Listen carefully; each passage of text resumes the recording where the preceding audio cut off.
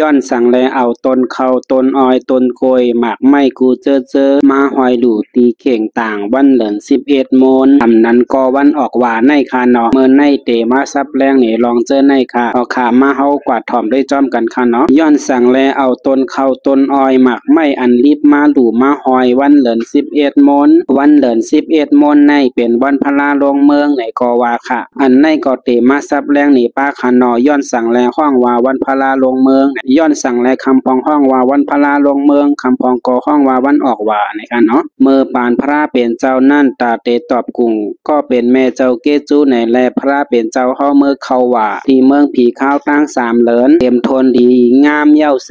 พระเป็นเจ้าจังเตลงมาขึ้นเมืองโกนซ้ำยาใส่วันเดือน11 โมนวันออกว่านั่นแลย้อนพระเป็นเจ้าลงมาขึ้นเมืองโกนแลวันนั้นคำพองก็จ่องเตห้องว่าวันพระลงเมืองไหนก็เจออยู่เย้าย้อนสั่งแลดูหมักเข้าเตานำอันรีบไหนเจอในซ้ำเมื่อวันผิดเดือน11 โมนนั่นเมื่อก้นเมืองไหลหู้ว่าพระเป็นเจ้าเตลงมาขึ้นเมืองโกนนั่นเป็นกลางคำเย้าแล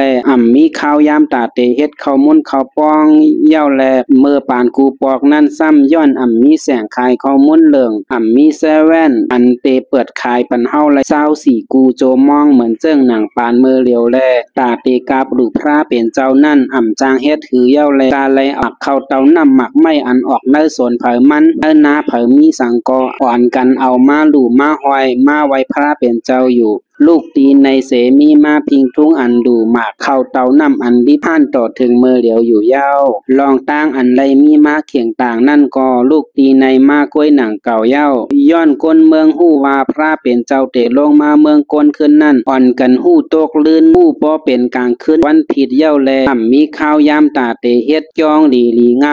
มต่อแต่ตันไหลเฮ็ดจองสั่งข้ามอ่อนกล้วยแลตาเตหับพระเป็นเจ้ามาฮอดาลานั่นเมื่อเหลียวเย็นเป็นกว่าเข่งต่างปูดนั้นก็อ่อนกันห้องเข่งต่างนั่นคาอลองตั้งอันห้องว่าวันพระลงเมืองและตั้งลองอันไรดูหมักเข้าเตาน้ำอันรีบเจอนั่นก็ตีมีเจิ้งหนังในคานอตังว่ามีตีพิษตีเปิงกว่าในก็พางปันพองคาตังว่ามีตียุบตีย้อมในก็ม่นเมเพิ่มแถมปันไรตีเตอคอมแม่นแน่คานอเมื่อสูงกูก็คา